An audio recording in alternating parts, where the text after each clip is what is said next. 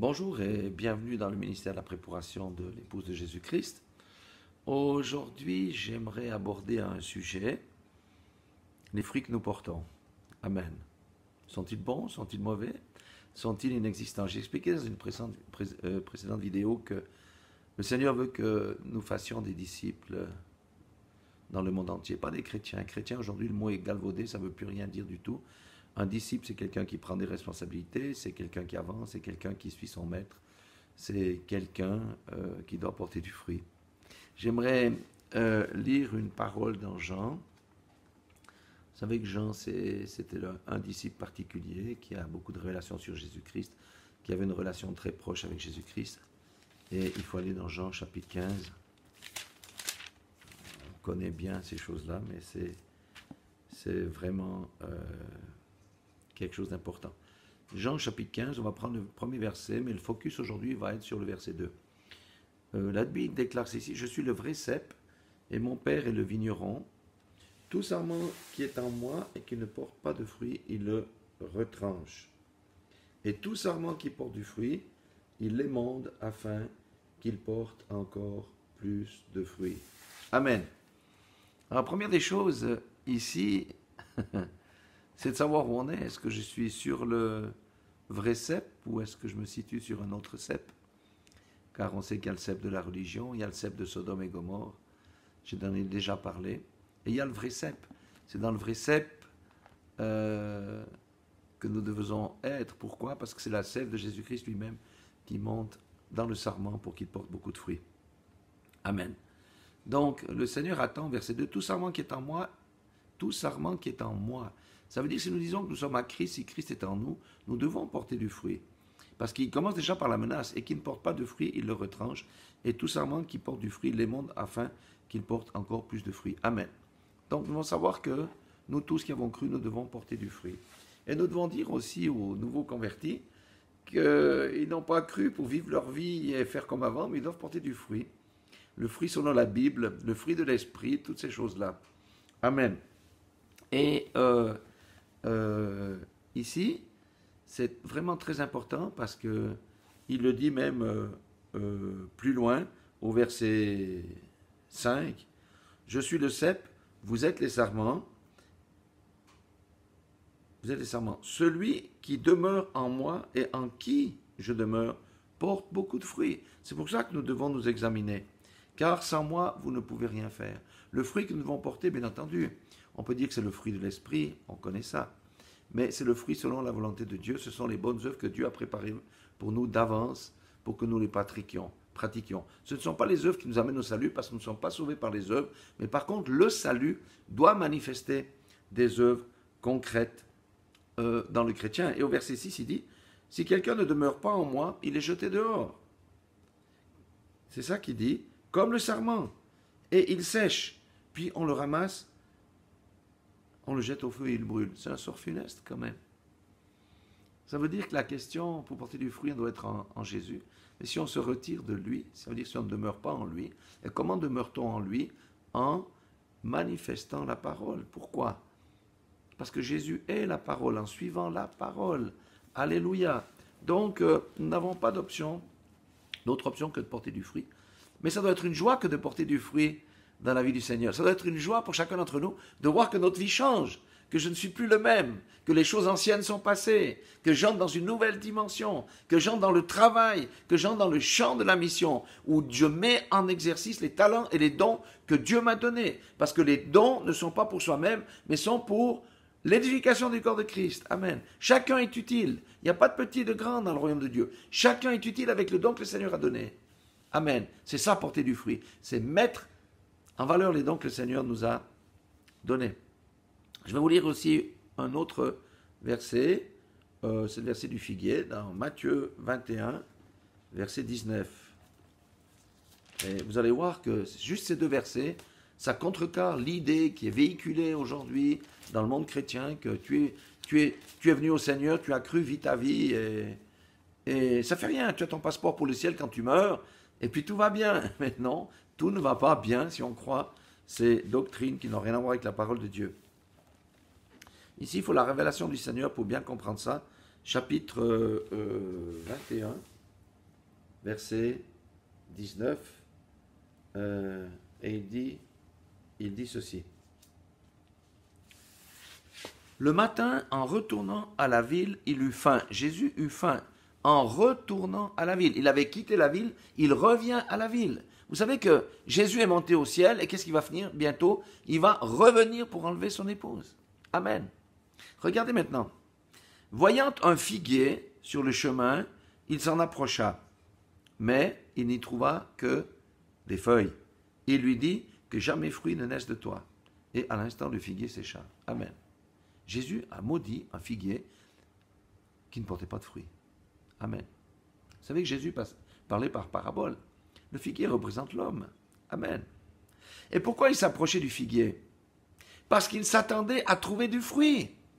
Un figuier avec les feuilles, n'est-ce pas? Et qui devait produire du fruit. Il a passé la main sous les feuilles, il a trouvé 0 fruit. Est-ce que ça ressemble à un disciple? Non, ça ressemble plutôt à un chrétien qui n'a pas compris quelle est sa destinée, qui doit porter du fruit. Amen. Et qu'est-ce qu'il a fait? Il a maudit et le figuier a séché. C'est fort quand même comme parole.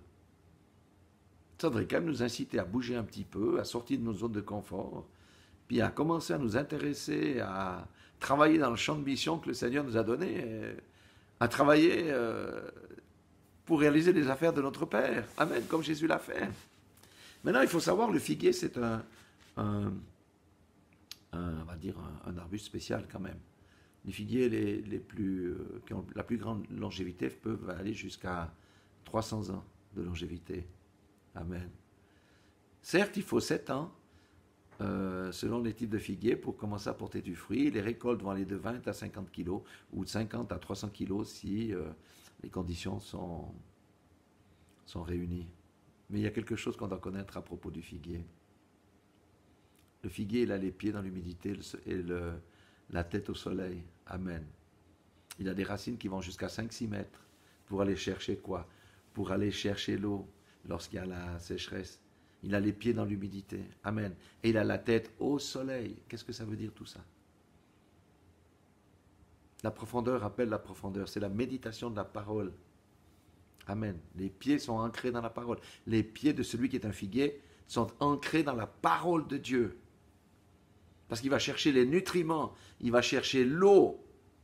Et l'eau, on dit que la parole, c'est une eau qui lave. Amen. Et il a la tête au soleil, ça veut dire quoi? Ça veut dire qu'il marche dans la lumière, il n'y a rien de caché dans sa vie.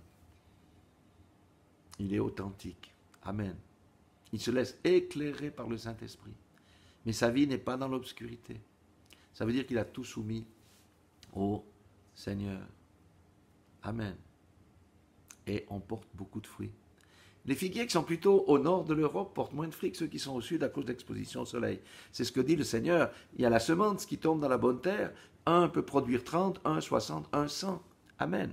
Mais nous devons produire quelque chose. C'est le message. Toi, moi, nous sommes des chrétiens. On était à la base des chrétiens, mais nous devenons des disciples.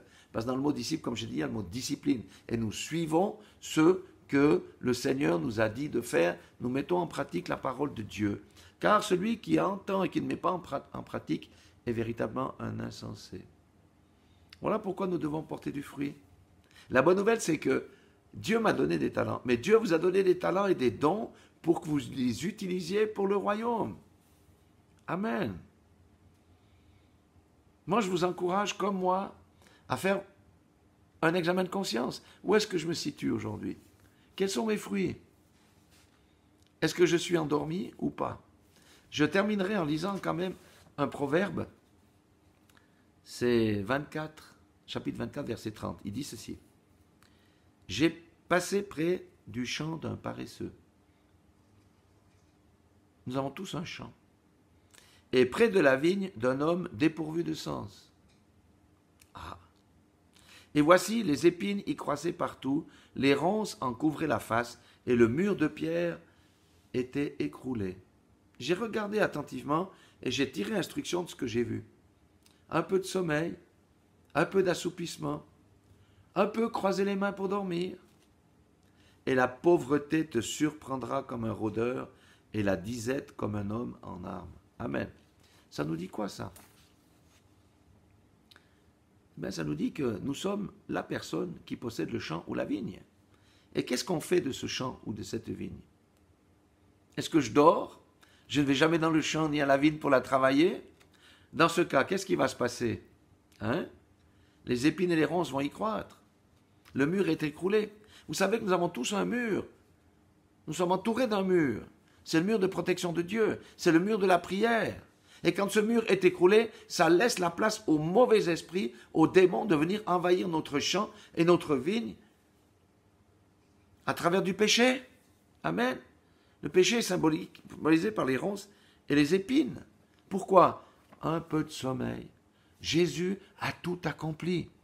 Dormons jusqu'à son retour. Jésus a tout accompli. Je n'ai rien à faire. C'est pas ce que la Bible dit. La Bible nous dit que nous devons porter du fruit. Amen. Et il dit la conséquence de tout ça, c'est quoi? Et la pauvreté te surprendra. Ça veut dire que tu vas t'appauvrir spirituellement, mais des fois aussi matériellement. Et la disette comme un homme en armes. Ça veut dire tu n'as plus de nourriture. Ton homme intérieur n'est plus nourri. Il va juste mourir, c'est tout. Comme lorsqu'on n'alimente plus son propre corps. Amen. La parole de Dieu est magnifique. Elle nous exhorte. Nous vivons dans des temps de ténèbres où le mal est appelé bien et le bien est appelé mal, où on casse tout ce qui est lié à la famille, où on renverse toutes les lois divines. Devrions-nous rester endormis ou nous mettre à l'œuvre dans le champ du Seigneur ou dans la vigne qu'il nous a confiée et nous occuper des affaires de notre Père Céleste? C'est une bonne question. Je vais vous laisser avec cette question. Soyez tous bénis. Sachez que même si j'étais endormi, même si vous êtes endormi, le Seigneur n'attend qu'un oui de votre part pour un engagement. Vous pouvez dire, Seigneur Dieu Tout-Puissant, je te prie, je suis endormi en ce moment. Je cherche mes fruits, je n'en ai pas. Je ne veux pas être maudit comme ce figuier. Je t'en prie, viens à mon secours. Je te dis oui. Introduis-moi dans le champ, introduis-moi dans ma vigne, que je puisse porter beaucoup de fruits. Le Seigneur est sensible, hein? Il ne peut pas agir tant qu'on ne le réclame pas avec foi et avec vigueur. Voilà. Soyez tous bénis dans le nom puissant de Jésus-Christ. Amen.